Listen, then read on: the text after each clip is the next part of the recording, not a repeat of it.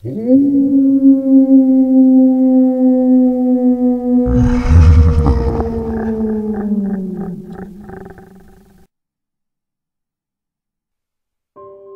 were sitting there.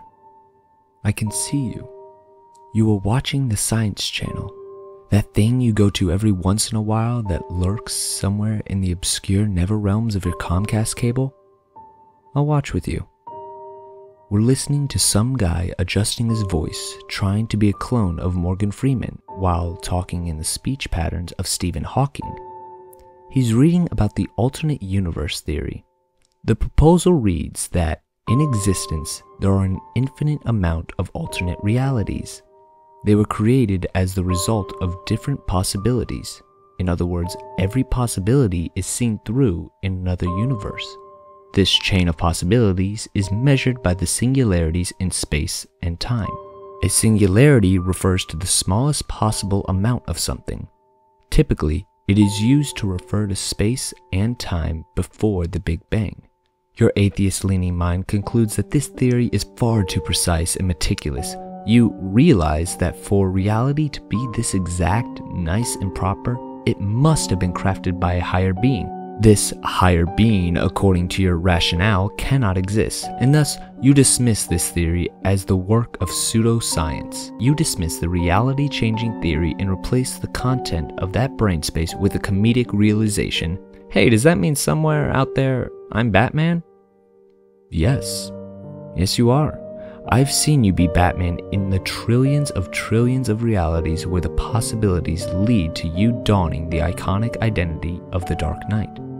But you won't believe that I've done this. And who the hell am I? I used to be finite, but through meditation, I became aware of my condition. Not that I see the theory, I see the reality of the situation.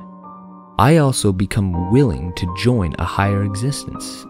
In fact, I thirst for it. The thought of joining the chaos became my singular desire. Now, before I explain my present existence, allow me to explain the inevitable demise of everything you cherish. Have you ever been driving across a road you have driven across for 30 years? You have complete, solid confidence in the fact that the speed limit on this highway is 45 miles per hour, only to find the speed limit 50? Have you ever been listening to your favorite song in the same format you've always claimed it on, only to hear an entire measure changed, or, if more severely, removed? These are not your fallacies through perception. They are an actual change in the world beyond your own physical existence. They are not misinterpretations or complete misconceptions. This is the reality. You have slipped between universes. We revisit the concept of singularities. Now, attempt to grasp the concept of a singularity in time. In this space of time, you slip into another universe that is one change from the existence that you previously existed inside. Although another singularity before, you existed in a previous universe, so you might as well not consider any universe home. When you notice this really odd change, that is a sign that you have traveled through enough universes for the accumulation of change to become visible. Interestingly, you may not notice these visible changes due to moving to different places or separating yourself from an object or a piece of art. Possibly not even coming into contact with the piece in question altogether. You may also never experience the realization of change because the changes that have traversed as you've traveled through time and space have been far too separate to accumulate in a visible change within the span of your human lifetime. One notices that as you jump universes, you are in the same position performing the same activity. So, one would figure that the bodily version of us swapped universes. When a singularity of time occurs, you enter one universe and replace the other version of you. The other version of you transports to the universe which you previously inhabited. You are unfortunately and completely wrong. Let us give both you as you know yourself and the you of the next universe names. You are Joseph, and the other version of you is David. David, after Joseph replaces him, has never existed. Due to Joseph's transportation, the previous universe is completely absent of David. Now, let us return to Joseph's previous home. That universe now holds an empty vacuum where Joseph used to live. The vacuum of space is violently filled with atoms of air and dust and other things like water. The atoms clash with each other so violently that they explode in rapid succession, causing an explosion so violent that a chain reaction occurs, which eventually leads to a devastating collapse of the previous universe. Meanwhile, in the second universe, Joseph and David are so close that Joseph is a perfect substitute for David. But don't worry, Joseph will soon enough replace Daniel. So, what is your final conclusion? That with every singularity of time, a universe collapses. And it's your fault. That is your conclusion. Sadly for you, you can't control this phenomenon.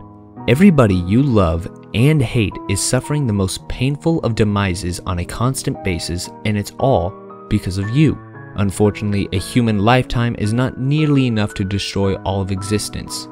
Only a very small portion of universes collapse. Such a small portion that billions upon billions of human lives are not even close to sufficient. Not even the entire biosphere of the Earth is sufficient. Not even the entire biosphere of the universe is sufficient. And we're not even factoring in this whole theory that everybody exists in copies and variations in other universes. We are talking about the amount of parallel structures so vast that they can sustain populations unimaginably large. Though the unimaginably large populations do cause plenty of misery. I do estimate that before the human race extinguishes, a major portion of reality will succumb to a color darker than black. And I do hope the entirety. So, since so many of your realities are about to collapse, and you are now completely self-conscious of reality, why don't I explain myself? I am the color darker than black. I am Cathfully Entu Ever Creation, or at least that's how you would interpret my name. I used to be a person who jumped universes, just like you selfish being of life. But then I had my great realization. When I experienced my realization, I enjoyed swimming in the primordial soup that makes up existence, reality, emotion, love, people, material, everything. But since I have evolved my being to grasp control of this chaos, in other words, I have practically conquered God. All realities, when they fall, they join to form pure chaos. And I am the Lord of Chaos. And now that you are aware of me and your inevitable fate, I ask for company. This collection of dead, rotting pure existence is beginning to bore me. Come with me to a universe where the differences aren't merely minuscule or slightly noticeable. Come to me in a reality where you rule the world. Come to me where you rule the world with an iron fist. Come to me where you rule your sister with the greatest emotional domination. Come to me where you regularly soak your offspring in molten lava. Come to me where the apocalypse is your creation. Come to me where you are the Dark Lord. And if you don't go with me, I don't mind. You'll get there eventually.